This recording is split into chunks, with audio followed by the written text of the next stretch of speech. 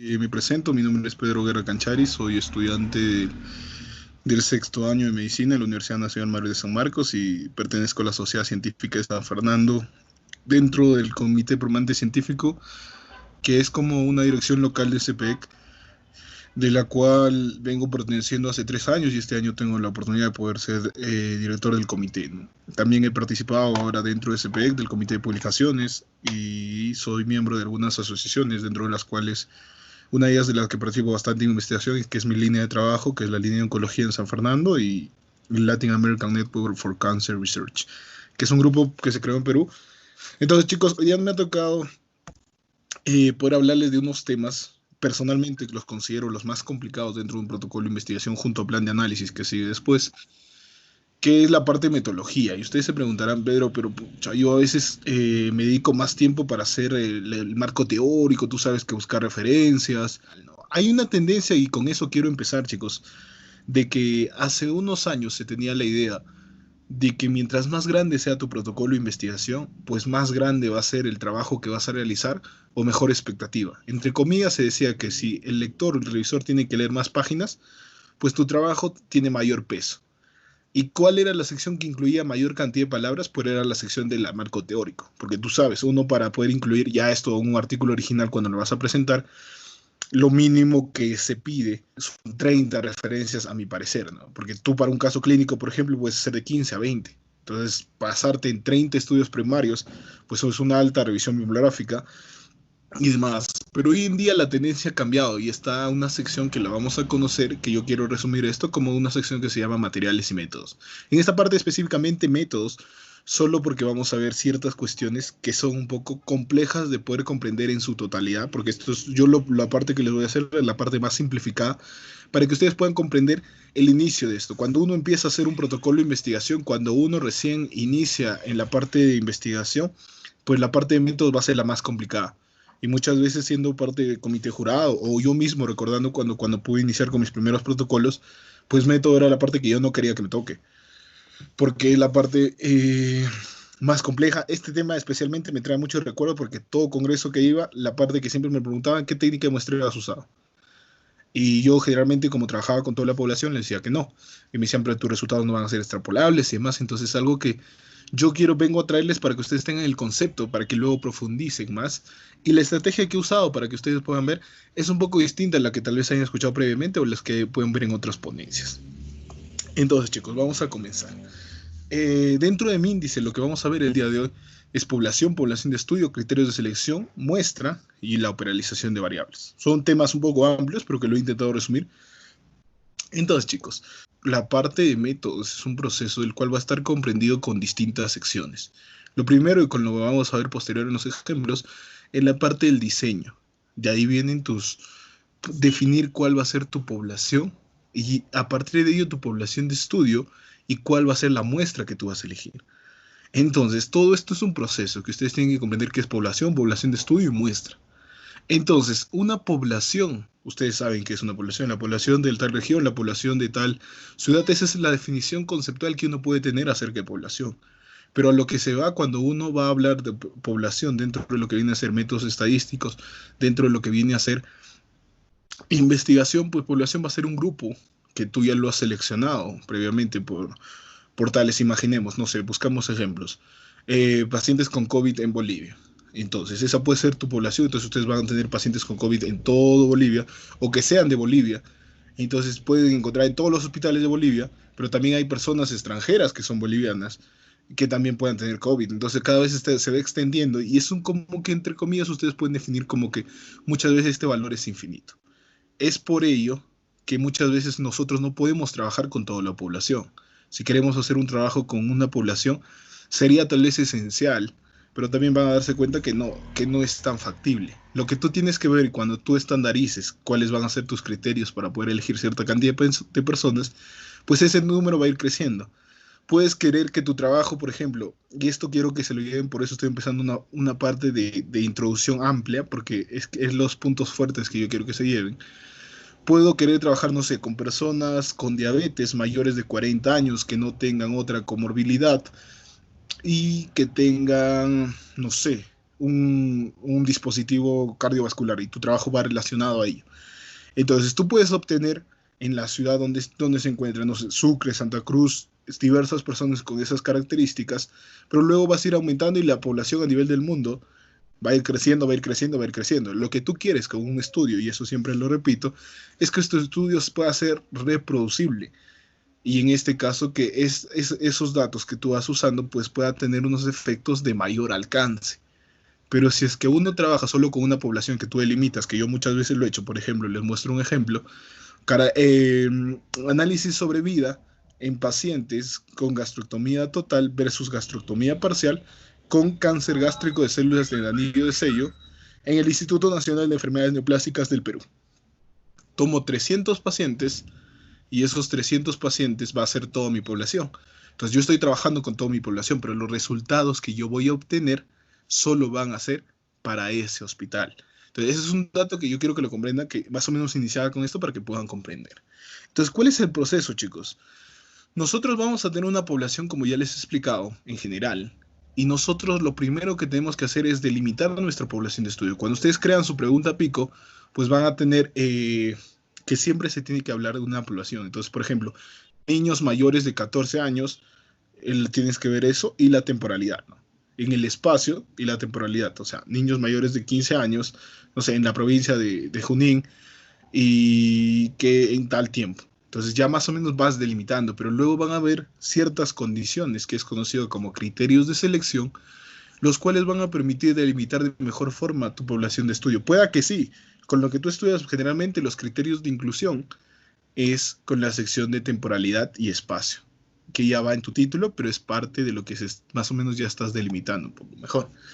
Una vez que tú tienes tu población de estudio, pues tú lo que quieres es obtener una muestra. ¿Y por qué quieres obtener una muestra? Como ya se los dije, es poco probable poder obtener la cantidad total de todas esas historias. Y sí, si tal vez puedas obtener en un hospital, puedes trabajar con toda la población del hospital.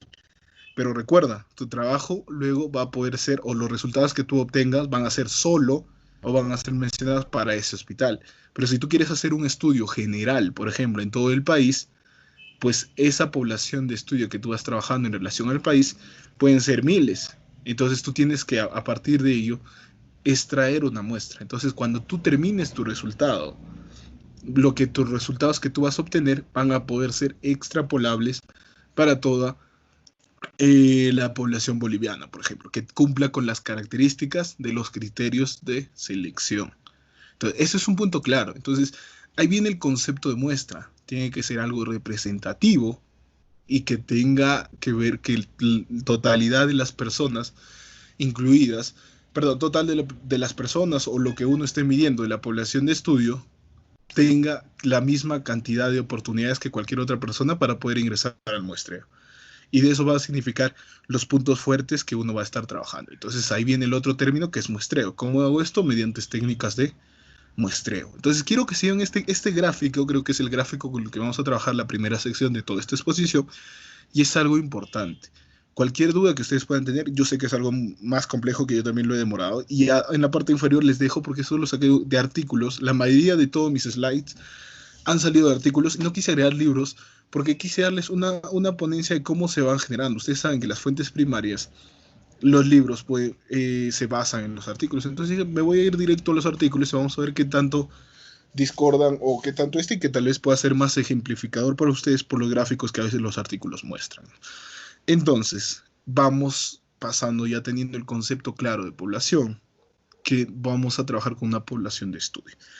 Entonces, la mayoría de gráficos los saqué porque las revistas son en inglés. Entonces, el sampling, como se conoce ahí, es el muestreo. Entonces, tú tienes una población identificada, que es la población en general, vas a generar tu población de estudio y mediante los criterios de inclusión o exclusión van a haber participantes que van a estar incluidos en el estudio y van a haber participantes que no van a estar incluidos en el estudio. Entonces, los que no van a estar incluidos en el estudio, pues no pertenecen a este estudio. Generalmente estos flujogramas, cuando ustedes, por ejemplo, hagan revisiones sistemáticas, pues estos flujogramas se transforman en algo similar.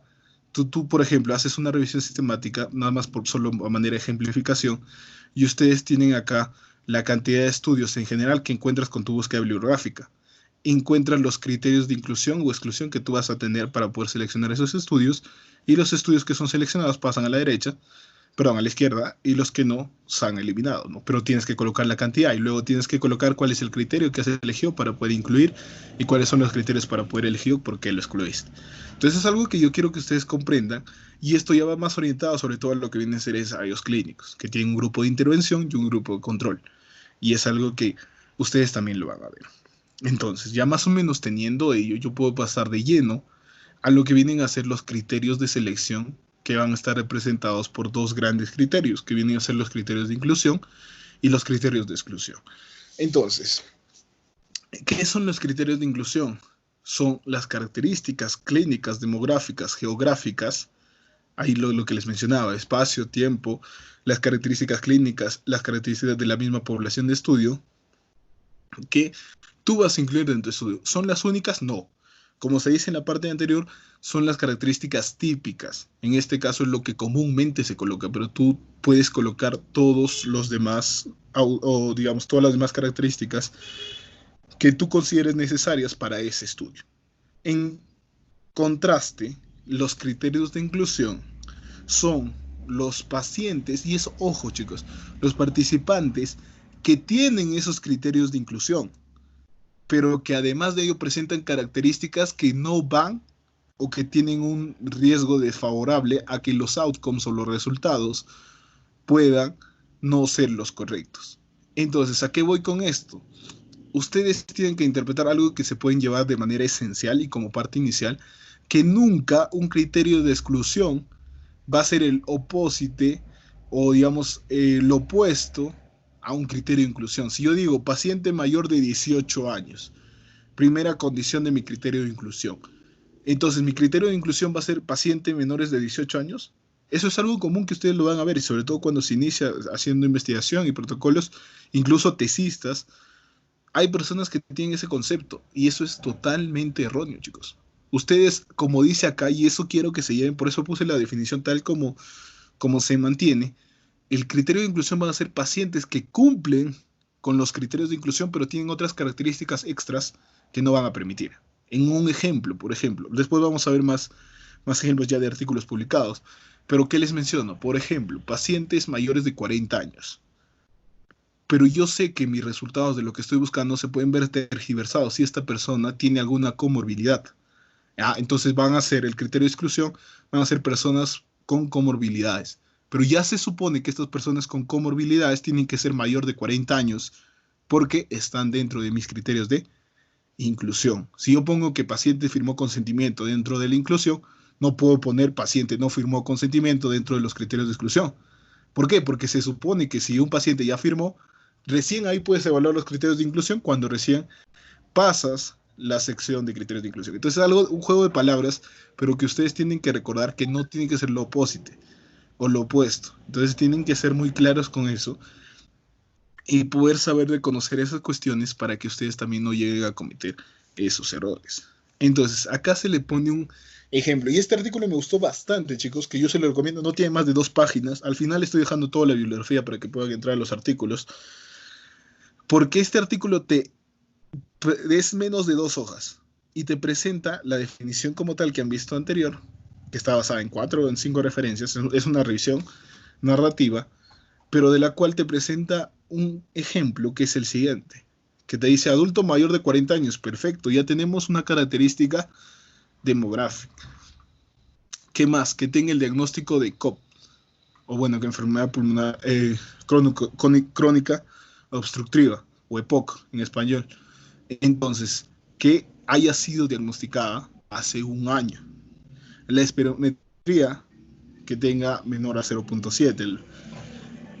Los que sean fumadores, al menos con 10 paquetes por año, más de 10 paquetes por año, y que tengan una enfermedad estable. Y eso se explica que no tengan exacerbaciones recientes en un tiempo determinado. Los criterios de inclusión van a ser pacientes que tienen todas estas condiciones, pero que yo no quiero que dentro de esos pacientes que ya encontré por la inclusión, alguno de ellos tenga apnea del sueño, o que alguno tenga otra enfermedad crónica respiratoria, que alguno tenga una habilidad o el paciente, una condición que pueda limitar al paciente a participar del estudio. Y lo último es que refute tener el consentimiento informado. Entonces acaba una idea que muchas veces también le he escuchado por muchas partes, de que siempre tienes que colocar que el paciente debe firmar el consentimiento informado cuando se está trabajando en pacientes dentro de los criterios de inclusión. No necesariamente, porque tú puedes poner ciertas características en los pacientes, en los criterios de inclusión, perdón, y luego poner que es en exclusión los que no han firmado el consentimiento informado. Entonces de esa forma ya vas regulando y vas viendo esto. Entonces, ¿qué te decía? Algo interesante de este artículo, y eso también voy a recargar varias veces dentro de la exposición, que los resultados que tú vas a obtener, si es que se realiza un muestreo, para luego lo que se llama poder hacer una inferencia estadística, poder, mis resultados poder ser extrapolables, si es que los resultados son significativos y demás conceptos que no quise ahondar mucho, porque yo sé que la estadística puede confundir mucho, pero que para ustedes lo que ustedes se pueden llevar es que los resultados que se van a obtener siempre y cuando tenga un buen muestreo, una buena muestra y la muestra sea representativa, pues los resultados van a ser extrapolables solo para personas que tengan más de 40 años y que tengan el diagnóstico de EPOC por al menos un año atrás. Entonces, ¿qué quiere decir esto? Y esto es algo que muchas veces ustedes van a ver en las noticias sensacionalistas y es al parte de la lectura crítica. Ustedes habrán escuchado, ya, se encontró la cura para el cáncer o se encontró la cura para el cáncer de páncreas. Entonces, lo peor es decir ello en base a un estudio. ¿Por qué? Porque si imagínense, ustedes quisieran trabajar con cáncer en general, con la primera proposición, pues ¿qué tendrían que hacer? Tendrían que hacer un estudio con todos los tipos de cánceres y que cada uno de los cánceres tenga una muestra representativa y que de dentro de ello después los resultados que tú obtengas puedan ser realmente representativos. Y eso es algo poco probable. Es por ello que muchas de las especialidades se dividen en subramas. Ahora, ¿qué es lo que se obtiene en cáncer de páncreas? Eso también es algo muy complejo, muy complicado de decir y no se la puede jugar nadie diciendo de esa forma. ¿Por qué? Porque se encuentra, sí, hay un medicamento que puede aumentar la sobrevida en un tiempo determinado, pero no por eso es la cura. Entonces, es un medicamento que sí ha funcionado, pero estas condiciones ustedes tienen que ir a los criterios de inclusión y exclusión. Mira, son para pacientes con cáncer de páncreas avanzado, pacientes con cáncer de páncreas que no hayan recibido tratamiento previo. Entonces, ¿qué quiero llevarle con esta explicación? Que ustedes lo primero que tienen que revisar en cualquier estudio de investigación, porque algo que ustedes se pueden llevar dentro de todo lo que hacen investigación y demás, y que alguno de los mentores me dijo, que es el doctor Álvaro Taipe, pues es el concepto de que ustedes, más allá de que no todos puedan ser investigadores o que no todos de ustedes les pueda gustar la investigación y demás, yo creo que ustedes sí, pero hay personas y dentro de su facultad van a haber chicos que no están muy relacionados, pero cada médico tiene que ser o tiene que mantener esa lectura crítica. Entonces ustedes tienen que saber cómo leer cierto tipo de artículos e interpretar. Entonces la sección de métodos es lo más importante. Entonces ustedes no se pueden dejar engañar y no mencionar también a sus pacientes cuando encuentren una noticia de este tipo. Lo que tienen que ir es al estudio base, ver qué estudio es y ver cada una de las características que se tiene. Y a partir de ello, tú dices, mira, este estudio fue bueno, tuvo buenos resultados, buenos outcomes, pero solo para este tipo de población. Entonces ustedes lo determinan y lo califican ahí. Entonces eso es algo importante y por eso es importante bien delimitar los criterios de inclusión y exclusión, que posteriormente, si es que se existe un buen muestreo o una buena randomización, pues los resultados que se obtienen van a ser representativos. Pasamos a la parte práctica. Entonces, ¿por qué yo tanto me he ido de esta sección y qué es, qué es lo que se va a encontrar cuando nosotros veamos los artículos? Primera pregunta. ¿Ustedes han visto protocolos publicados? No sé si ustedes han encontrado, pero yo cuando, por ejemplo, iniciaba en toda esta parte, los protocolos son rarísimos de que se publiquen. A excepción si es que son revistas muy grandes o si es que es Cochrane, que ustedes van a conocer por las revisiones sistemáticas, que sí exigen o piden que el protocolo que tú tengas sea publicado antes en la misma revista que tú vas a trabajar o tal, y que ahí tú puedas tener todas las especificaciones. Entonces ahí es donde se mantiene, pero dentro del artículo científico, uno en la sección de materiales y métodos, por eso les digo, ustedes tienen que delimitar ello. ¿Qué es lo primero que vamos a ver? Y generalmente en esa sección ya va algunas consideraciones sobre todo de el tiempo y espacio. porque es igual que la pregunta pico. Entonces tú vas que el estudio va a ser multicéntrico, ya te vas orientando espacialmente que esto no ha sido en solo un lugar y que se da en cierto periodo de tiempo, que es el siguiente. Y lo que se considera, y lo ustedes pueden ver en los posteriores, son los objetivos de ese estudio. Entonces, los objetivos como tal no pueden ir necesariamente ahí, tal vez puedes colocarlos también al final de la introducción, pero algunos en materiales y métodos también lo pueden colocar, ¿no? Materiales y métodos tú lo vuelves a colocar, pero de una forma mucho más explícita. Depende también de la cantidad de palabras. Cuando ustedes puedan ver la elaboración ya de los artículos en un proceso de redacción, pues las palabras van a ser lo más injusto posible con ustedes porque es lo más. Tú tienes que saber encajar la cantidad de palabras, ¿no? Entonces, volviendo a lo que a nosotros nos interesa, pasamos a la siguiente sección que ya viene a ser los criterios de inclusión. Entonces, ¿qué te dice acá? Que para ser incluidos en el estudio deben ser hospitales que deben contar con unidades neonatales, médicos neonatólogos y ciertas condiciones más. Y con eso se seleccionaron 12 hospitales.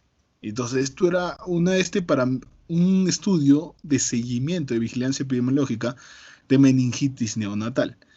Entonces, ustedes pueden tener acá las condiciones que van a tener estos estudios, en este caso, los hospitales, para poder ser incluidos dentro del estudio. Y algunos no colocan todos los criterios de inclusión o demás, porque como les digo, es un poco más amplio, pero tienes que ser muy específico con lo que estás colocando. Y si es posible, también colocar parte de los criterios de exclusión para poder ser muy específico con ello. Tú tienes que ser muy cuidadoso en la parte de materiales y métodos, ¿no? Entonces, criterios de inclusión, acá otra revista, las dos revistas, la primera la revista Proban de Medicina Experimental, que es muy buena, chicos, si ustedes quieren publicar e iniciar, pues es una alternativa muy buena porque es una revista indexada de Scopus, es una Q3, pero que está en crecimiento y creo que tiene todas las previsiones para seguir creciendo en los próximos años.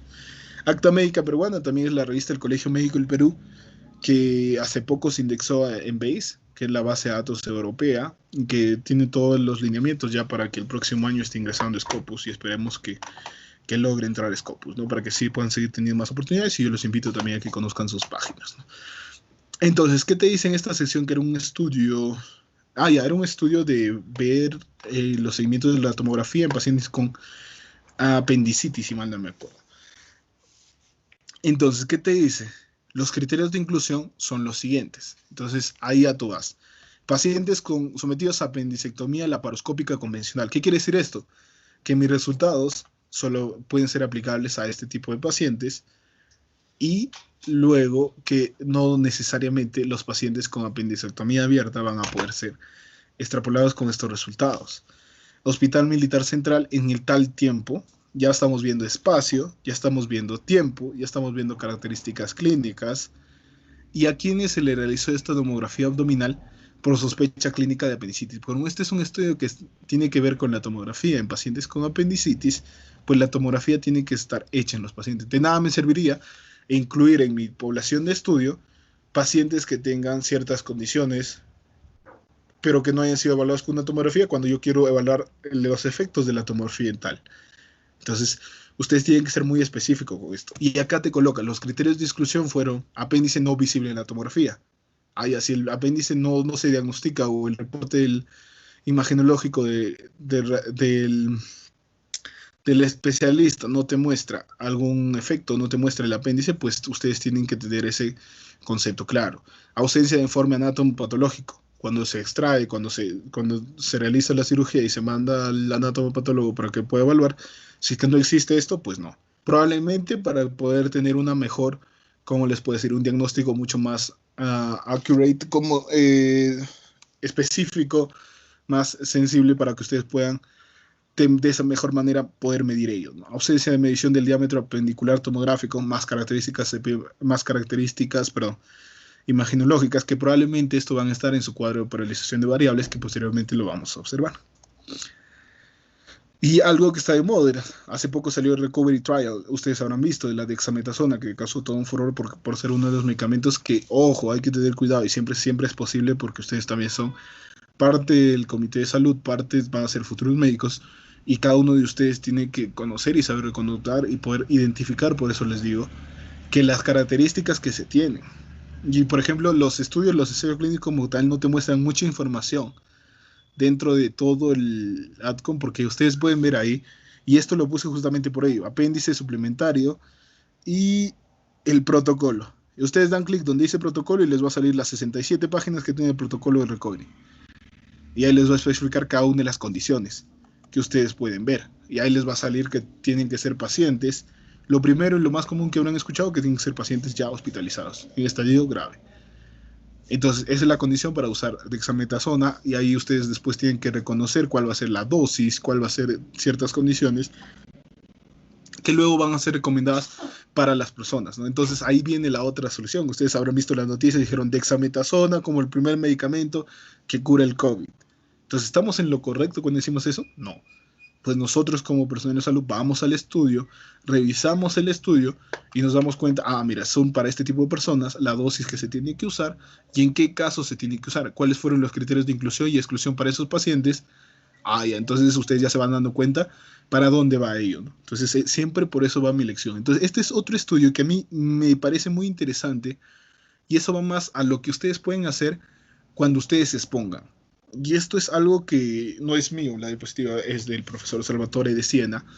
Este es del Congreso Anual de Oncología que se da en Estados Unidos, que este año fue virtual, por suerte, y todos pudimos ver, y que dentro de la línea de oncología se hacían charlas para poder evaluar cada uno de los diseños de estos estudios e incluso poder después justificar y validar ciertas cosas, que es muy importante para ustedes y yo sí les recomiendo cuando tengan una exposición, pues elaborar de una forma así. Los pacientes, ¿cuáles son los criterios de inclusión y exclusión? Miren, por ejemplo acá, este es un estudio, sin mal no me acuerdo, de un inhibidor del ERB2 que Teruxecan, que es una marca o que digamos que es una evolución de un medicamento que va a ser mucho más completo y que es nueva, que solo tenía información hasta el 2017 y que es lo que te va a presentar pacientes con cáncer no resecable metastásico de cáncer de colon que expresen el ERB2 porque es un inhibidor del ERB2, el RAS o el BRAF wild, que vienen a ser subtipos ya anatomopatológicos, que tengan dos regímenes previos y que hayan tenido un tratamiento con anti-ERB2 previo también es permitido. Y excluido pacientes que tengan una enfermedad intersticial del pulmón, porque esto es lo que se presenta, ¿no? Es el trastuzumab deruxtecan, ya me acordé. Trastuzumab deruxtecan, el trastuzumab ustedes conocerán que es un inhibidor de ERB2, que es muy usado en cáncer de mama, entonces tiene la condición de que a largo plazo produce enfermedad intersticial, sobre todo fibrosis idiomática pulmonar, que en este caso es excluida, por eso es la cantidad de pacientes. Se usan dos brazos, se usa una corte A, pero no tanto un segundo brazo, pero sí son cortes surgidas de la corte A, que es un poco más complejo, y que te coloca cuáles son las condiciones para poder ingresar a este primer grupo de estudio. Que sea ERB2 positivo con inmunohistoquímica 3 cruces, inmunohistoquímica 2 cruces, o el FISH positivo, ¿no? En este caso. La dosis del trastuzumab deruxtecan, 6.4 miligramos por kilogramo cada 3 semanas, y de igual forma la monitorización que se va a tener. Y 12 semanas después del seguimiento, unos pacientes tienen ERB2 con inmunohistoquímica 2 cruces, que digamos son pacientes que no tienen un diagnóstico fijo, y esto se ve bastante en inmunoterapia del cáncer, puedan tener esas condiciones, ¿no? Entonces, a lo que voy, ya no voy a andar más en el tema porque sale totalmente, pero lo que voy es que de esta manera de ejemplificar es mucho más completa y mucho más concisa porque a todos ustedes les permite tener un panorama general de cuáles son los pacientes y cómo se dividió, ¿no? Entonces, sobre todo esto para estudios cuando ustedes van a hacer ensayos clínicos o demás, son muy, muy representativos y ayudan a tener un concepto incluso mucho mejor que a veces que el paper. Entonces, chicos, ya vimos la importancia de los dos primeros procesos. Lo que viene a ser la población de estudio y cómo determinamos nuestra población de estudio, pues mediante los criterios de inclusión y exclusión. Ahora, ¿cuál es el siguiente paso? Ustedes saben que la muestra es una parte de la población. Si esta muestra lleva un muestreo adecuado, pues esta muestra debe ser representativa, que todos los participantes de esa población de estudio tengan la misma cantidad de posibilidades para poder ser elegidos. Entonces acá viene el concepto de muestreo. El muestreo tiene dos formas y eso es algo que ustedes se pueden llevar de esa clase también. el muestreo probabilístico y el muestreo no probabilístico. Son estrategias cada una de ellas. Generalmente se recomiendan las probabilísticas porque es como cumple los criterios, va a ser algo representativo y va a ser algo que todos puedan tener la misma posibilidad. Porque en algo que ustedes comúnmente saben por conveniencia, yo elijo a Pepito, a Juanito y a Marquito. ¿Y por qué estás eligiendo? ¿En base a qué? No, por conveniencia, porque son los primeros que aparecieron o fueron los que llegaron. Entonces son ciertas condiciones que, digamos, no es que tu estudio sea malo, porque la mayoría y lo que más se usa en este caso son muchas veces por conveniencia, incluso ensayos clínicos, pero se recomienda ir trabajando con este tipo de muestreo probabilístico y no probabilístico. Entonces empezamos con los muestreos probabilísticos. Y acá yo les dejo un artículo muy bonito que te resume cada uno de ellos. Y que también hay unas páginas en YouTube donde quise buscar algo que pueda ser representativo para ustedes. Y que de esa forma puedan recordar. Entonces el muestreo aleatorio simple es donde comúnmente, acuérdense del gorrito y que todos ahí, como algo de la suerte, como una lotería, como el sacar un papelito y que salga tu nombre, como se sorteaba antiguamente, o bueno, no sé si siempre se sortea, bueno, todavía sorteamos así en la universidad a veces, y te imaginemos que son 30 personas, colocamos los 30 personas dentro del sombrerito, pues todos tenemos la misma posibilidad de ser seleccionados. Entonces sale uno, mira, me tocó. Entonces esto es algo que va de forma aleatoria, de forma, entre comillas, puede ser a la lotería, y como muchas veces se conoce, ustedes pueden ver ahí el método de la lotería. Y esto también se usa por softwares que son muy comunes, incluso ya hay sorteo 2, sorteo 2, sorteo 2, donde usamos siempre que hay un sorteo para que pongamos un premio, dos premios y siempre sale una persona, ¿no? Entonces el muestreo aleatorio simple es aquel muestreo que uno va a presentar que todas las personas que tengan ahí tengan las mismas posibilidades y demás. Y esto mayormente es trabajado cuando es una población homogénea. ¿Por qué va a ser homogénea? Pues me voy al segundo ejemplo. Cuando ustedes tienen un muestreo estratificado, ustedes pueden tener, por ejemplo, acá, distintas características como ustedes pueden ver ahí. Edad, sexo, religión, estatus socioeconómico, educación y demás. Por ejemplo, tú quieres hacer un estudio relacionado a educación. Tú vas a tener pacientes, imaginemos, con educación superior, educación secundaria y educación primaria. Categoricemos en esas tres categorías. Entonces, educación superior pueden ser 1000 personas, educación secundaria 500 personas y educación primaria pueden ser 100 personas. Mi primera pregunta va, ¿todas las personas de cada uno de estos tres, llamémosle estratos para que se acuerden, tienen la misma posibilidad de poder ser seleccionados si es que hago un muestreo simple? Entonces, eso es un concepto claro que yo quiero por eso que se acuerden eso con estratificado. Cuando tengan estratos, cuando tengan subclasificaciones, pues realmente lo que te va a permitir eso es hacer un muestreo estratificado. Y acá la imagen te lo representa de mejor forma. Tienes un grupito rojito, un grupito de verdecito y un grupito de azulito. Cada uno tiene distintas características, pues puedes hacer un muestreo para cada uno de esos grupos. Y por ejemplo, si es que al final te va a salir la misma posibilidad de cada grupo, pues puedes seleccionar una cierta cantidad para cada uno de los pacientes. Imaginemos 10, 10, 10, pues sorteas 10, pero en ese grupo de 100, sorteas 10 en ese grupo de 200 y sorteas 10 en ese grupo de 1000. Si quieres tener 30 y que sea representativo para cada grupo, pues ahí tienes la condición, ¿no? Entonces te va acercando más a lo que se busca en la realidad. No es que un muestreo sea malo y que otro sea peor, sino que cada muestreo puede ser usado y que ustedes pueden permitir usarse en ciertas condiciones. ¿Y quién va a ser el que va a determinar ello? El investigador. Es por ello que ustedes pueden conocer.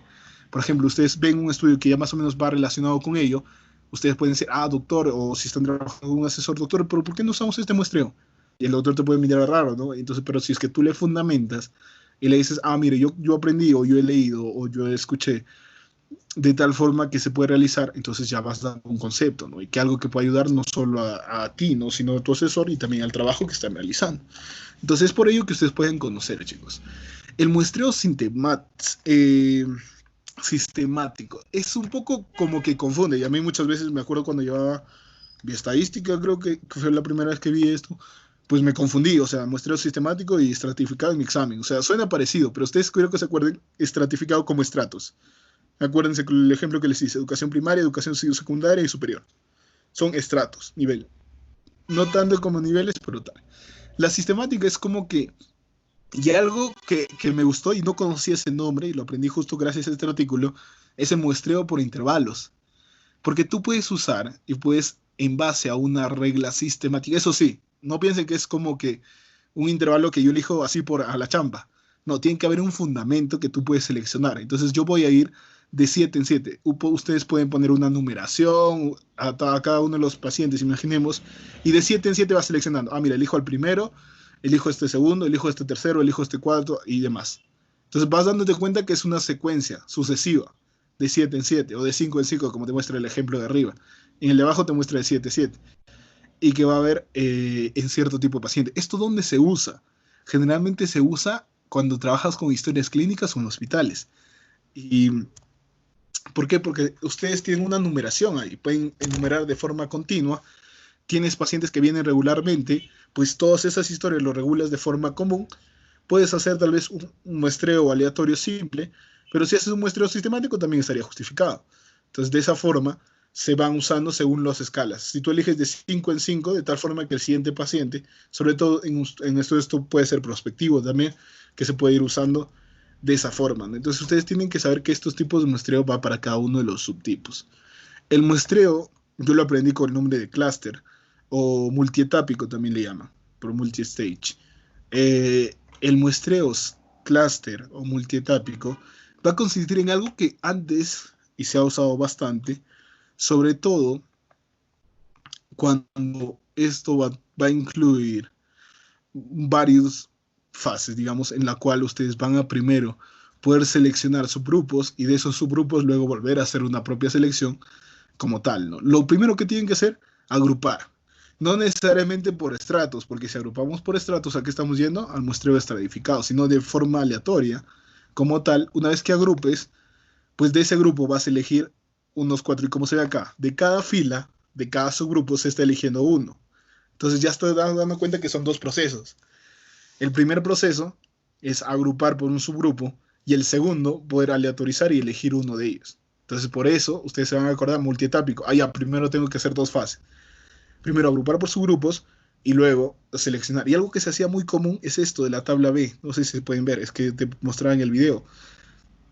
Ustedes van a tener que a veces están cifras o pones línea tal y pones cierta cantidad de pacientes que ya los has agrupado de 6 en 6 cada una de las líneas y seleccionas de una forma que tal vez sea el intermedio de los dos.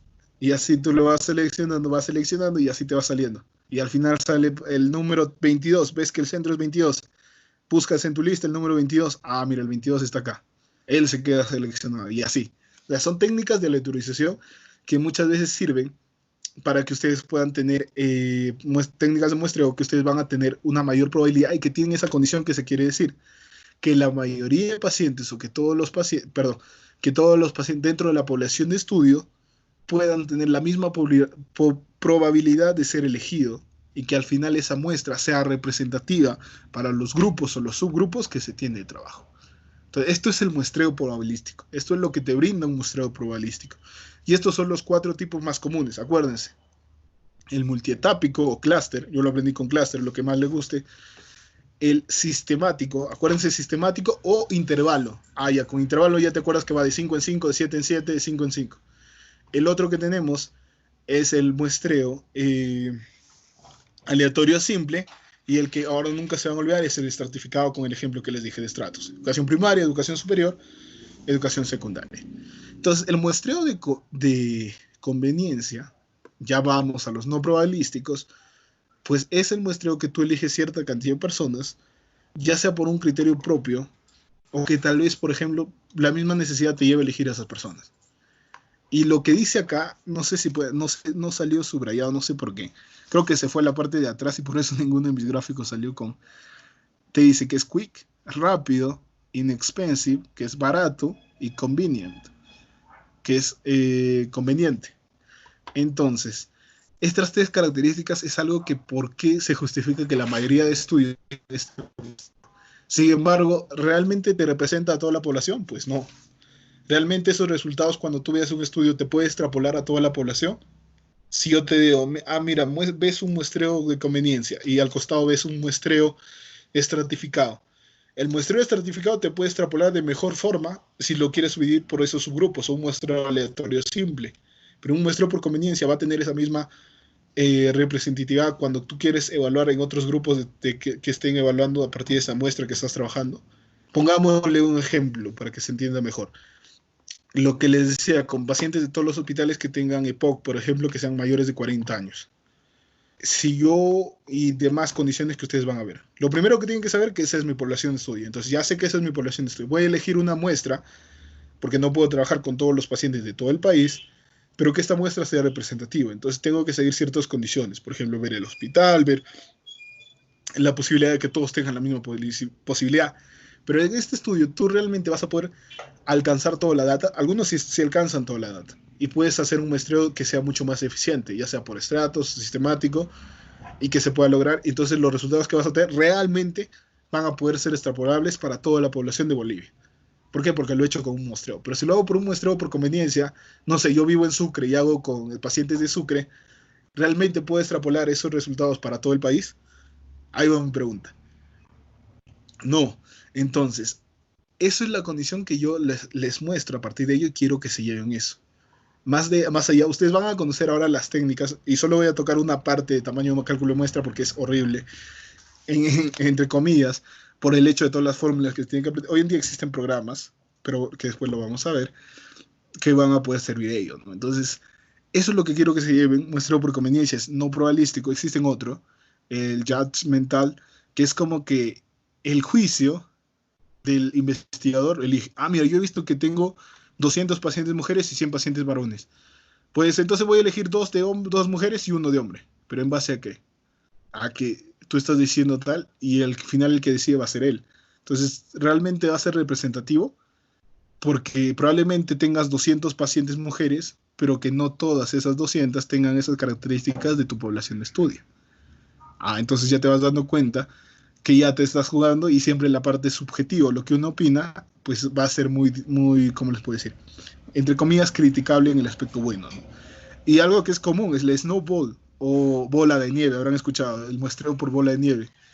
Y es como que la bola de nieve, ustedes saben que al inicio va chiquita y luego va creciendo, creciendo, creciendo, creciendo según va avanzando. Es igual. Viene un paciente y, por ejemplo, estás trabajando eh, ahí te pone el ejemplo, ahí te hacíamos el ejemplo del caso. Niños abandonados o niños que viven en la calle. No todos los niños, por ejemplo, puede venir un niño en la calle, tú realmente vas a tener una data de todos los niños que viven en la calle, tal vez sí, pero es un poco más complejo de obtener. Entonces puede que venga un niño acepte, entonces le preguntas, niño, ¿qué tal? ¿Dónde tú crees que yo puedo encontrar más niños que tengan la misma condición? Ahí en tal lugar. Entonces, gracias a esa recomendación, tú vas yendo y vas aumentando tu muestra.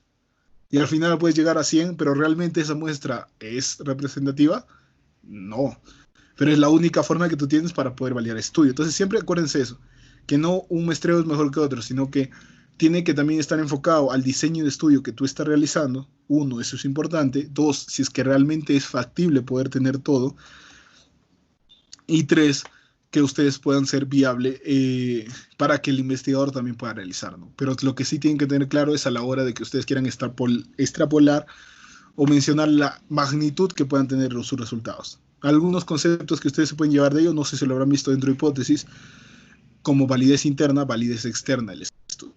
En este caso iríamos más hacia la validez externa de nuestro estudio. Entonces esos son conceptos que no quiero confundirlos ahora, porque esto es como que una sesión introductoria, lo básico, pero que ustedes, si es que están interesados, pueden leer un poco más de validez interna y validez externa de los estudios. Entonces acá el Voluntary Response Sample, que es como que tú agarras, vas y haces un cuestionario y preguntas a quiénes quieren ser voluntarios. Y las personas voluntarias ingresan. Y esa es tu muestra de trabajo. Y es algo común que ustedes habrán visto que se hace, ¿no? El cuota sampling. Esta cuota sampling, o muestreo por cuotas, es muy, muy parecido a lo que viene a ser estratos, si se dan cuenta. Vas caracterizando según ciertas condiciones, pero que van de acuerdo a lo que tú quieres. ¿Por qué lo caracterizarías de 20 a 29? Porque mi estudio va de tal forma. Pero realmente eliges de 36.566, 365, el 1%, no porque te diga algo, sino porque tú dices que eso es lo viable que tú puedas trabajar. Entonces, pero tú lo vas subdividiendo y va muy parecido al estratificado, solo que en este caso tú eliges a los pacientes y tú eliges el porcentaje de pacientes que quieres que entren según las condiciones que sean más convenientes para ti. Entonces, vayamos a materiales y métodos. De nuevo, dos estudios de la misma revista, la revista peruana de medicina experimental y tal. Se realizó un estudio transversal, siempre comencemos con el diseño de estudio, donde se compararon tres grupos independientes. El tamaño de muestra se definió por conveniencia según las muestras placentarias existentes en el banco de tejidos de muestra de nuestro grupo de investigación. Entonces, este era un estudio de muestras placentarias con malaria, creo. Muy interesante, era un estudio de unos colombianos que lo publicaron en la revista peruana. Entonces, pero acá se define por conveniencia porque si es que realmente quieres ver todos los tejidos, pues va a implicar más hospitales, va a explicar que tú tengas acceso a la data y muchas veces los investigadores y muchas más personas son un poco, como se dice comúnmente en términos coloquiales, ¿no? Los investigadores son un poco celosos con su data. Entonces es un poco probable que te diga, mira, yo tengo tanta cantidad y tal. Entonces por eso se eligió ese diseño. Igualito en el otro, vamos, se realizó un estudio analítico de corte transversal. La población estuvo conformada por los pacientes que acudieron al hospital militar y tal, con tales condiciones. Y ahí ya vimos el ejemplo anterior, ¿no? Para el cálculo de tamaño de muestra se usó y se tomó los datos de referencia y se consideró una frecuencia y tales condiciones. Entonces acá también te va diciendo, y probablemente acá también se va, ya puede ser tal vez a voluntario, o puede ser a un muestreo por conveniencia, pero también es un no probabilístico, pero te da por las condiciones que se van dando. Ustedes tienen que adecuarse porque se eligió ese tamaño. Pero, por ejemplo, los resultados del Hospital Militar Central pueden ser extrapolables para todos los resultados de todos los hospitales de Lima. Ahí viene la pregunta. Entonces ustedes se dan cuenta que cuando leen eso, pues los resultados pueden ser aplicables y pueden seguir ciertas condiciones, ¿no? Y ahí el software nos recomendó tal y la muestra fue alcanzada mediante un muestreo no probabilísticos por conveniencia. Entonces, esos son datos que no son malos. Y algo que ustedes van a ver en los ensayos clínicos, ahí sí se tienen este. Y acá, por ejemplo, parece un poco más como que estratificado un cuota, pero no te especifica exactamente qué es. Porque te dice al final, al tiempo de la aleatorización, porque acá se hace una aleatorización doble. Uno, para poder elegir a los pacientes, y dos, para poder elegir qué pacientes van al grupo de intervención y al grupo de control. Entonces ahí te vas dando cuenta y la información con los pacientes que tienen que tener ciertas características para poder ser elegidos. Y entonces acá es algo que ustedes van a conocer, que pensaba tocarlo, pero por razones de tiempo, para no pasarnos también, al final si hay tiempo o hay alguna pregunta, vamos a ver lo que los ensayos clínicos te muestran, que es un estudio randomizado. ¿Cuál es la importancia de la aleatorización en un estudio? Creo que es grandísimo. Ustedes pueden ver revisiones sistemáticas de ensayos clínicos aleatorizados. Revisiones sistemáticas de ensayos clínicos son dos cosas distintas, chicos. La aleatorización, el cegamiento que ahí te dice doble ciego, y la existencia de un grupo control son las tres características que cuando ustedes evalúan un ensayo clínico son lo fuerte que ustedes pueden ver. Si ustedes le dicen, a ver, evalúame un ensayo clínico o hazme, ¿qué te parece este ensayo clínico? Entonces ustedes tienen que ir por tres condiciones. Si es que aparecen esos tres, pues ya van. Y de ahí ya van a ver más condiciones, los resultados, que ya poco a poco van a ir conociendo, pero si alguien les pregunta, y por ahí esto es algo adicional para ustedes, condiciones que ustedes pueden evaluar de manera inicial un ensayo clínico, pues miren tres cosas. Si el ensayo es aleatorizado, si es que se aleatorizó, para qué grupo va cada paciente, si va para el grupo de intervención o no, porque algunos dicen, ah, mira, voy a ir a este paciente, estos 5 de acá van al grupo de intervención y estos grupos de acá van al grupo de control. Pero ¿qué es lo que sucede? Puede que esos 5 pacientes que han ido al grupo de intervención estén más sanos, entre comillas. Entonces, si están más sanos, obviamente, probablemente se pueden curar. Entonces, ¿qué va a decir el resultado? Ah, mira, los que estuvieron en el grupo que recibieron este medicamento se han curado. ¿Realmente ese es el resultado que se puede obtener? Y ahí te dejo la pregunta. ¿Te das cuenta? Ahora, ¿por qué el cegamiento? El cegamiento ustedes habrán escuchado como el concepto de que realmente el paciente sepa lo que está tomando y su médico o tratante sepa lo que está tomando. Entonces, si es que ellos son cegados, entre comillas, y no saben cuál es, pues el resultado va a ser mejor, porque tú sabes, uno como médico puede tener las mejores intenciones, pero está viendo que su estudio va, entonces puede dejar de reportar efectos adversos, puede dejar de mostrar ciertos datos de mortalidad solo porque sabe para que el estudio pueda ser un exitoso. Entonces, por eso se ciega. ¿Y por qué tiene que haber un control? porque es algo que pasa y muchas veces, y hace poco tenía varias condiciones, por ejemplo, discusiones que por ejemplo, en Bolivia también se ha esparcido el hecho del dióxido de cloro. Entonces, ¿qué es lo que te da tener un grupo control? Tú puedes tomar algo, imaginemos, yo tomo dióxido de cloro, y Dios no quiera, pero digamos me enfermo con COVID, entonces, y después me recupero. ¿Realmente el dióxido de cloro yo puedo asegurar que me ha hecho efecto? ¿O tal vez mi sistema inmune fue el que hizo efecto y trabajó? Entonces, ¿cómo voy a poder determinar eso? Por eso existe siempre un grupo placebo, un grupo control. Porque el grupo control va a simular que también está tomando cierta medicación y el otro también, pero ambos, si están cegados, no van a saber quién está tomando tal. El médico tampoco va a saber y cada uno ha ido de forma aleatoria a algún grupo. Entonces ya con eso, ya tienes tres condiciones que te permite ser mucho más exacto y decir, ah, no, este estudio vale la pena y este estudio fue bien hecho. Y este estudio lo recuerdo mucho porque este estudio es el de Golan, que es de cáncer de páncreas con olaparib, que este estudio permitió ver que existe una sobrevida, aumento en la sobrevida en 6 meses en pacientes con cáncer pancreático avanzado que tengan los genes BRCA1, BRCA2 mutados y que el olaparib va a hacer efecto en este tipo de pacientes, ¿no? Entonces ya ven los criterios de inclusión, los de exclusión y que a ustedes les va a permitir saber. Entonces, acuérdense bien eso, chicos. Acuérdense bien los criterios de inclusión, de exclusión. Al final les voy a dejar unos puntos fuertes para que recuerden. Y el cálculo de tamaño y muestra es algo que ustedes van a sufrir o que muchas veces se tiene. ¿Cuál es la fórmula? 2 por el ZA más Z1 menos B elevado al cuadrado por el error estándar elevado al cuadrado entre la diferencia de los posibles outcomes. Esto mayormente se usa para ensayos clínicos. Entonces, para ensayos clínicos, lo que vamos a tener, por ejemplo, acá, el Z, ustedes habrán hecho cuando han hecho bioestadística, el valor Z, lo más común, un 95%, es 1.64, reemplazas 1.64, el Z, perdón, el Z1B, 1.64, y el error alfa, lo que ustedes van a encontrar ahí, 5%. Acuérdense de esos conceptos, no sé si lo han visto en hipótesis, pero error alfa y error beta. Es conceptos un poco más complejos de estadística, de la hipótesis estadística, pero uno va en relación a los falsos positivos y otro va a los falsos negativos, ¿no? Es lo primero de negar la hipótesis nula, no de negar la hipótesis nula, y el segundo de igual forma, ¿no? Cuando son falsos positivos de tal forma que ustedes, perdón, el error alfa en relación a los que son falsos positivos y el error beta, lo que son falsos negativos, de tal forma que ustedes confunden ellos, ¿no? Cuando no deniegas la hipótesis nula, en este caso, pues estás yendo contra el error alfa. Cambio, cuando deniegas la hipótesis nula, cuando la hipótesis nula no es verdadera, pues te vas con el error beta. Entonces es algo complejo y es un juego de palabras un poco complejo, pero que ustedes se pueden llevar. Entonces, ¿para qué sirve el tamaño de muestra? Ya les iba mostrando. Ahí está la fórmula, ustedes van a encontrar la fórmula. Pues te permite a partir de ya antecedentes, porque esa variación que tienen son los resultados esperados de un grupo de intervención con un grupo de control que ya se han visto en estudios previos, que te van a permitir tener, mira, tienes que tener al menos 150 pacientes según el estudio previo para que tu estudio pueda tener una fuerza o entre lo que se conoce como potencia para poder decir que realmente tu tamaño fue el adecuado para estos tipos de estudios, ¿no?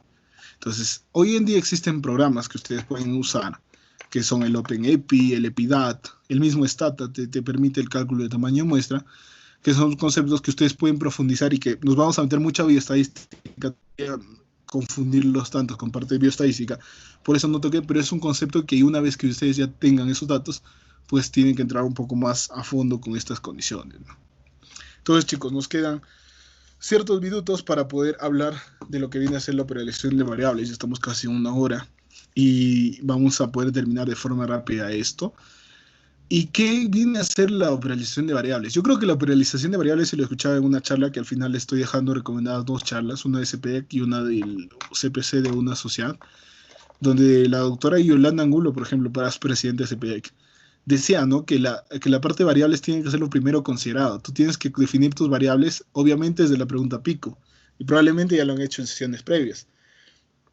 Entonces, y después lo único que tú vas a hacer a la hora de paralización es obtener una información sistemática de todas las variables que vas a trabajar a partir de cómo lo vas a medir, de cuáles son las dimensiones de este estudio y cuáles son los indicadores. Entonces, vayámonos a conceptos directos. Imaginemos que todos ustedes quieren participar del CCI 2020.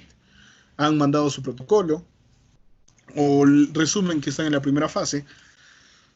Entonces, ¿qué te pide el diseño metodológico? El diseño tipo de estudio de investigación, esto ya lo vimos en los ejemplos. La muestra y el universo, perfecto. Las unidades de análisis, criterios de inclusión y exclusión, ya lo aprendimos también. Vayamos a lo fuerte, variables y las variables con indicadores, los indicadores, la definición operacional y conceptual, y respecto a los métodos o instrumentos de recolección. En anexo siempre va el instrumento de recolección de datos que se forma o que te ayuda a partir de la operacionalización de variables, ¿no? El proceso de recolección de datos, que creo que es parte de la charla que viene, y la metodología de cómo se recogen los pacientes, ¿no? Entonces, veamos ejemplos. Esto lo saqué de una imagen de Google como tal para poder tener. Entonces, son variables, la definición de variables, dimensiones, indicadores, técnicas, instrumentos e ítems. Este cuadro va a ser muy variable, chicos. Muy, muy variable. Antes el CCI incluso te ponía un ejemplo de cómo hacer para evitar confusiones. Hoy en día no se tiene un estándar como tal. Ustedes, puede que su tesis le pida otro esquema. Puede que cuando quieran participar de un congreso donde se puedan presentar su protocolo les pida otro esquema, pues van. Y ustedes se dan cuenta que la operacionalización no va dentro de lo que viene a ser un estudio como tal, dentro de un artículo científico. Pero se preguntarán por qué. Porque se supone que la primera tabla, la tabla 1, generalmente está en relación al instrumento cuando tú usas y los principales datos que se van recolectando, en conclusión con los demás resultados. O sea, es como que te evitan colocar ello porque saben que dentro de las tablas de resultados que vas a presentar o los gráficos de resultados ya están inmersos todos los datos que debieron haber estado en tu protocolo dentro de la operacionalización de variables.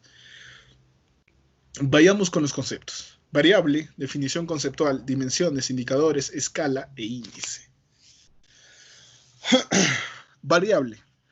¿Qué es la definición de variable? Lo habrán aprendido, no sé si en clases previas habrán hecho, pero variable es todo aquello que puede ser medible. Creo que así lo aprendí en bioestadística. Es un concepto que me sirve bastante, ¿no? Es todo aquello que se puede medir. La definición conceptual es la definición como tal de esa variable. Edad, no sé, imaginemos, edad. ¿Qué es edad? Ya, edad es tal, es la edad, no sé tanto. La definición operacional va a estar relacionada a la transformación de abstracto a concreto a esa condición o esa variable de estudio.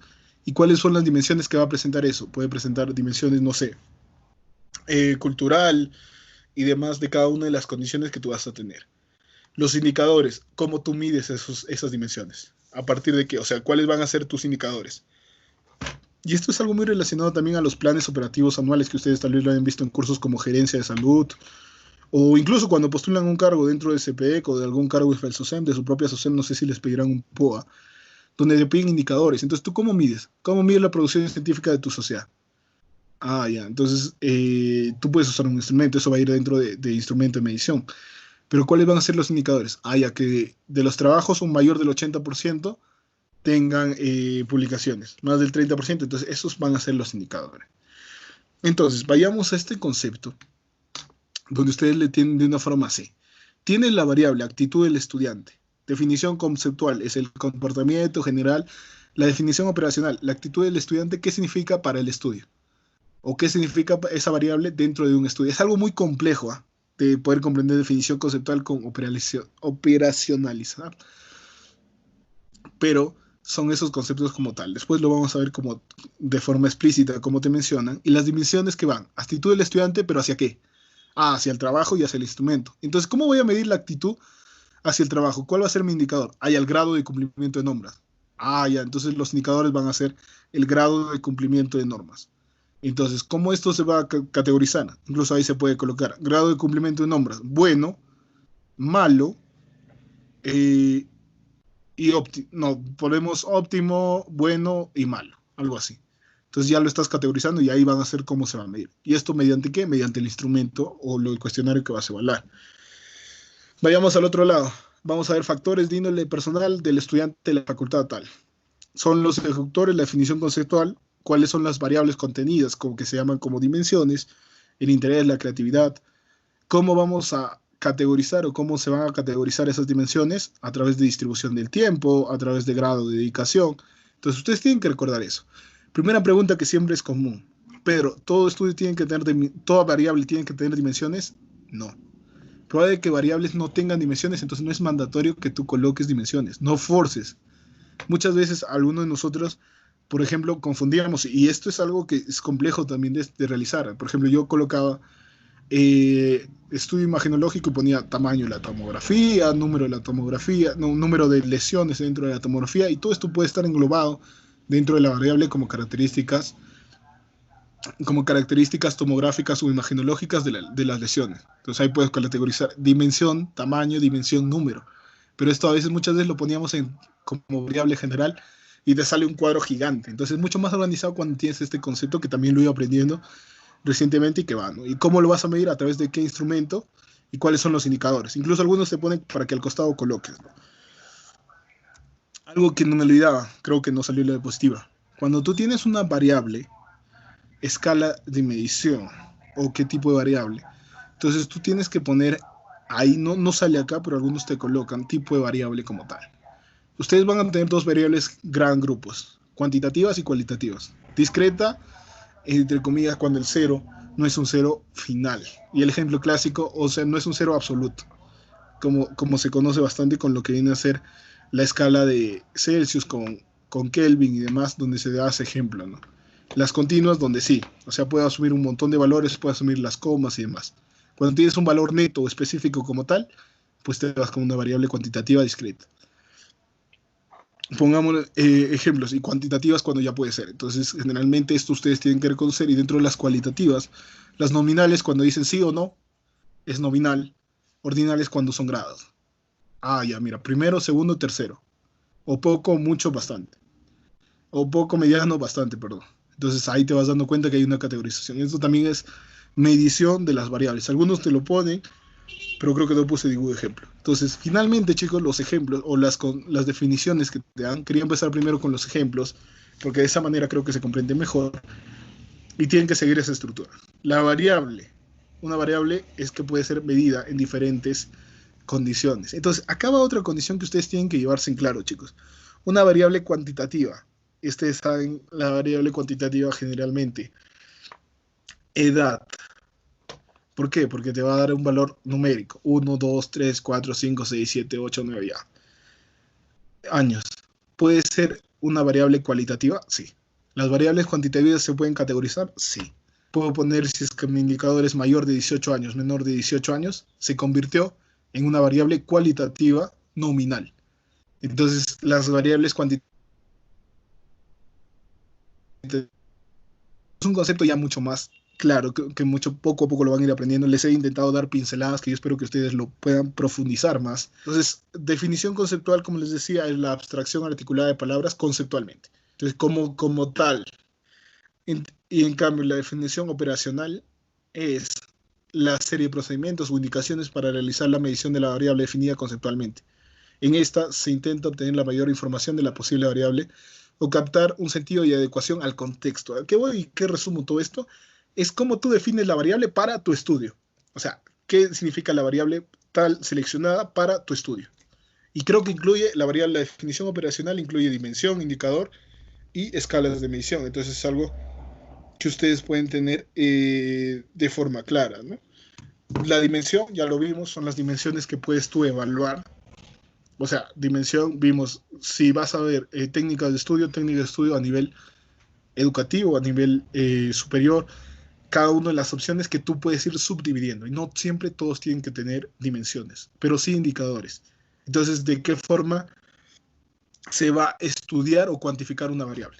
Ah, mira, voy a codificar estas variables si es que se logra un mayor del 80% de situaciones, mayor del 70%. Entonces, esa es la forma donde tú colocas los indicadores. Y esos indicadores luego van a ser medidos a través de ítems. Ah, ya, si es que logra esto, va a ser 1. Si es que logra esto, va a ser 2. O si es que logra 3. Entonces, eso es lo que se tiene. Y la escala de medición, como tal, va a ser lo que ya les había comentado. Si es que esta variable es cuantitativa, que puede ser discreta, si es que el cero no es absoluto, y continua, si es que el cero va como tal. Y acá, por ejemplo, van los ejemplos de presión arterial, los ejemplos no sé, de edad que ya comentamos y los ejemplos de cada una de las condiciones que tú sí, cuando presenta, cuando el cero no es absoluto, incluso cuando se decían o de forma que aprendíamos mucho más seguido, una continua es cuando puede presentar una coma. O sea, exactamente no es eso, pero así nos aprendíamos. Y decíamos, ah, ya, mira, si es que mantiene una coma, entonces pensamos, ¿no? Edad, si estoy en años, no, si estoy en años, el cero va a ser absoluto, ¿no? No hay menos un año, ¿cierto? No hay ninguna persona con 1,5 años. O sea, sí tú lo puedes interpretar como que tiene un año, 6 meses, pero como tal, no. Entonces es una variable discreta, ¿no? En cambio, presión arterial, tú puedes ir con 60, 90 y 90, 120, entonces ya vas dándote cuenta que va cambiando también cada una de estas condiciones. En cambio, la temperatura, por ejemplo, como les decía, puede ir 37,6, no hay problema, 37, tantos y tal. Incluso hay una más que es intervalo, que se usa, pero es poco mencionada también dentro de la operación de variables. En cambio, las cualitativas, que son las mayormente comunes, por ejemplo, las que comúnmente se ven, sexo masculino, femenino, que es nominal. Grado de instrucción, primaria, secundaria, superior, ordinal. ¿Qué más? ¿Qué más? Tenemos cierta característica que el paciente puede presentar, sí o no, es ordinal. Entonces siempre perdón, nominal. Siempre acuérdense el nominal con el sí o no. Acuérdense que el ordinal es grados y estos van en las cualitativas. En las cuantitativas, discreta continua, discreta cuando el cero no es absoluto, perdón, en continuo cuando el cero no es absoluto, discreta cuando el cero es absoluto, y lo que siempre nosotros aprendíamos era que la continua a veces puede tener una coma o puede tener un punto, como 15 puntos tanto, el grado, entonces me acordaba así. Entonces eso es una sugerencia que no es tan aplicada, o sea, de ahí me pueden decir, Pedro, estás enseñando mal, pero es como que, digamos, una estrategia que nosotros usábamos como tal. Entonces, de esa manera, y ustedes acuérdense de todas esas condiciones, chicos, y recuérdense como punto final que una variable cuantitativa puede ser categorizada, puede ser cualitativa. Depende cómo tú lo vas a usar en tu estudio y por eso siempre toda variable tiene que tener una definición operacional más que una definición conceptual. Todos sabemos qué es edad, pero ¿qué va a significar edad para tu estudio? Eso es la definición operacional. Entonces, chicos, les dejo dos clases que ustedes pueden entrar a la página de CPF, el SUSEM, de la doctora Yolanda Angulo. Realmente muy buena, me encantó su clase. Profundiza bastante en lo que es bioestadística y más del cálculo de tamaño muestra. Y puede ayudar para que ustedes puedan estar profundizando. La doctora Wendy Nieto también hace una clase donde profundiza más. Ustedes entran a CPC, CPPC de SOCEMI, que es una sociedad científica acá en Ica, en Perú, y que la doctora hace una excelente clase también, para ustedes pueden ver. Y finalmente, chicos, creo que eso es todo. Como conclusiones les puedo dejar. Recuérdense el tablita. Población de estudio, ¿a partir de qué? Los criterios de inclusión, exclusión. Si es que yo no puedo trabajar con toda la población de estudio, que es en la mayoría de casos, pues hago un muestreo. El muestreo puede ser probabilístico o no probabilístico. ¿Qué son las condiciones para que un muestreo sea esencial? Que sea un muestreo representativo y que todas las personas dentro de mi población de estudio tengan las mismas probabilidades de que puedan entrar a mi muestra. Ejemplos de muestreo probabilístico: el muestreo estratificado, el muestreo sistemático, el muestreo aleatorio simple y el muestreo clúster o multietápico. Y no probabilístico, lo más común, por conveniencia, tenemos bola de nieve, tenemos el cuota sampling, o el muestreo de cuotas, tenemos el muestreo voluntario y el muestreo por juicio. Entonces esas son las condiciones. Recuerden que esto va a significar si es que uno puede extrapolar o no mi estudio para demás poblaciones o para la población que yo realmente estoy trabajando, perdón, si es que mi muestra realmente puede identificar para toda la población de estudio que yo vengo trabajando. Y eso cómo se conoce como diferencia estadística. Algo que me despido con esto, chicos, nunca olviden, y creo que eso tal vez espero tengan una charla de ello, pero que todos sus estudios tienen que tener un comité ética, a menos que sean estudios de base secundaria, revisiones sistemáticas. Incluso revisiones sistemáticas tienen que mandarse un protocolo a Próspero para poder ser a un repositorio de protocolos, pero si es que son estudios de bases primarias, con pacientes y demás, ensayos clínicos, todos tienen que tener un comité de ética, tienen que tener un registro para que de esa forma puedan ser publicados y que puedan hacer todos sus trabajos éticos, ¿no? Muchísimas gracias, chicos.